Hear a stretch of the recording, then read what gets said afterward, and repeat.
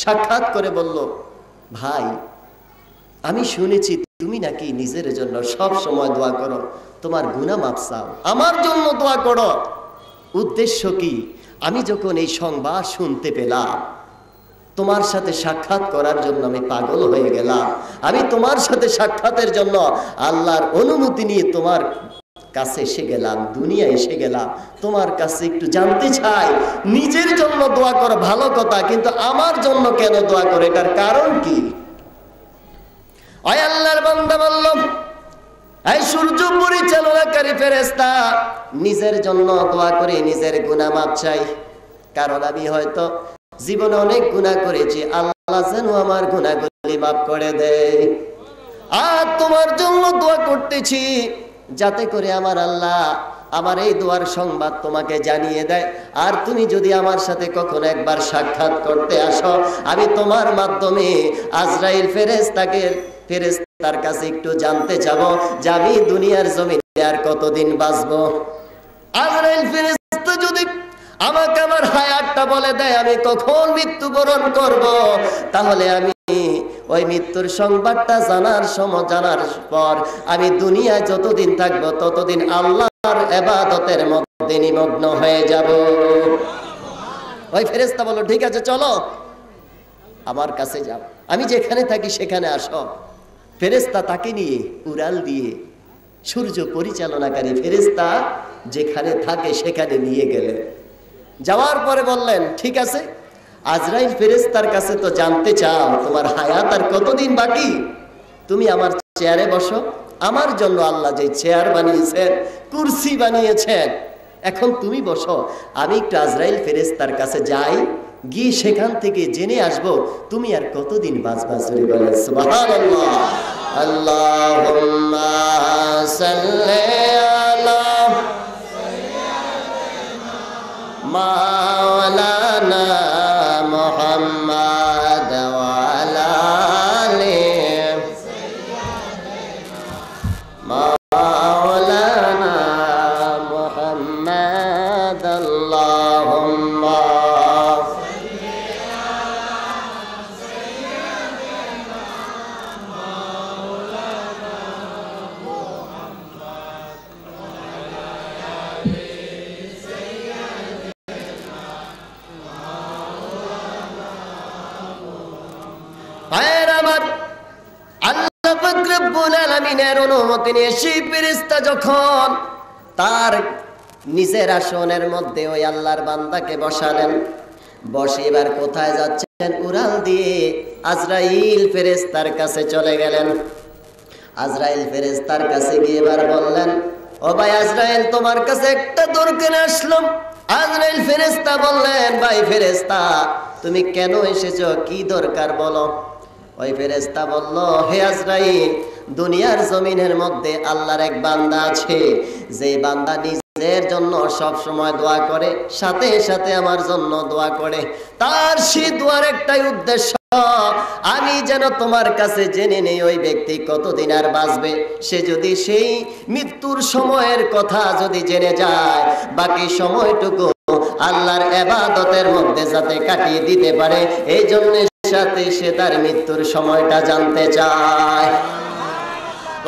আমার আজরাইল ফেরেশতা বলল, ভাই একটু দাঁড়াও, আমি তার অবস্থাটা একটু জেনে নিই, সে কখন মৃত্যুবরণ করবে। আজরাইল ফেরেশতা নজর দিবার বললেন, হে সূর্য পরিচালনাকারী ফেরেশতা, আমি দেখতেছি ওই ব্যক্তির হায়াত ততক্ষণ পর্যন্ত আছে যতক্ষণ পর্যন্ত না সে তোমার চেয়ারের মধ্যে বসবে, ততক্ষণ পর্যন্ত তার হায়াত। তার মানে তোমার চেয়ারে যখন বসবে তখনই সে মৃত্যুবরণ করবে।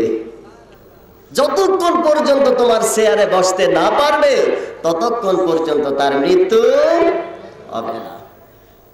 সূর্য পরিচালনাকারী ফেরেশতা একটু চমকে গেলেন, হায় হায় সর্বনাশ, ওই ব্যক্তিকে তো আমি আমার চেয়ারে বসিয়ে এসেছি।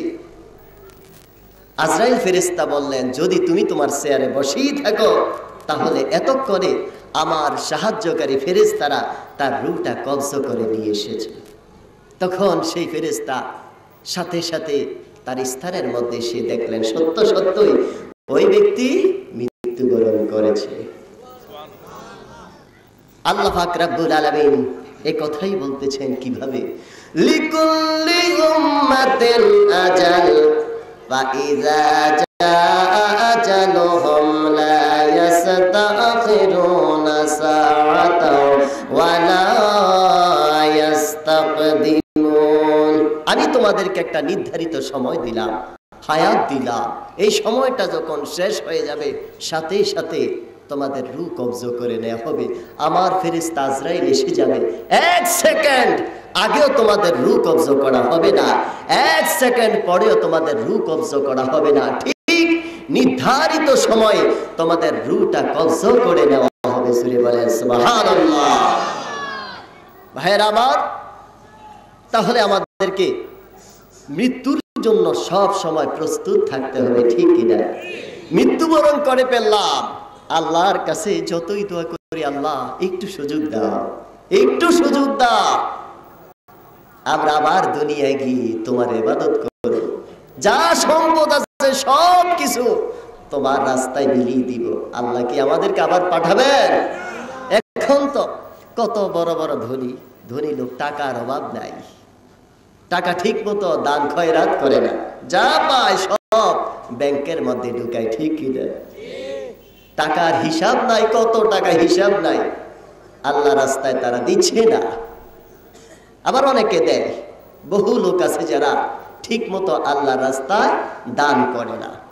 ওই মৃত্যুর পরে কত কান্নাকাটি করবে, আল্লাহ একটা বার একটু সুযোগ দাও না, একটা বার দাও, সব সম্পদ দিয়ে দিব, আবার জীবনটাও তোমার রাস্তায় বিলিয়ে দিব, সব সময় ইবাদত বন্দেগী করব, একটা মুহূর্তের জন্য নাফরমানি করব না। আল্লাহ বলবেন, ও বান্দা, লাভ হবে না, আমি তোমাকে সুযোগ দিয়েছিলাম, তোমাকে কত সতর্ক করা হয়েছে, কিন্তু তুমি তো তখন আমার কথা শুনো না, আলেম ওলামার কথাও শুনো না, এখন আর আমি দ্বিতীয়বার তোমাকে সুযোগ দেব না।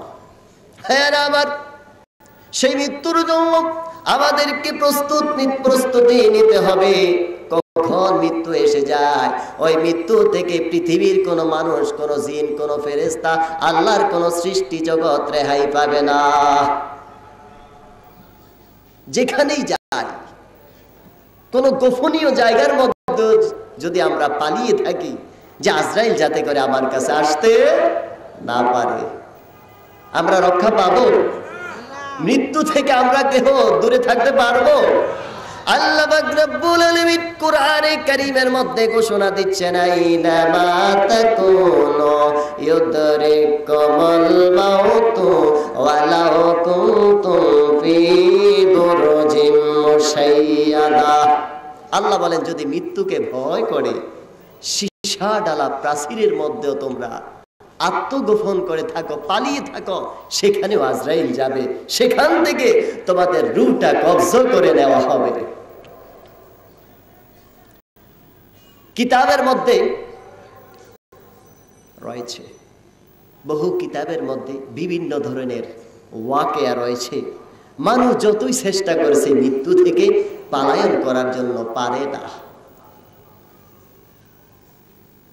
কিতাবের মধ্যে রয়েছে এক ব্যক্তি, সুলাইমান আলাইহিস সালাতু ওয়াস সালামের যুগ ছিল, সে সুলাইমান আলাইহিস সালামের দরবারে ঢুকতেছে, আর সুলাইমান নবীর দরবার থেকে আজরাইল ফেরেশতা বের হচ্ছে।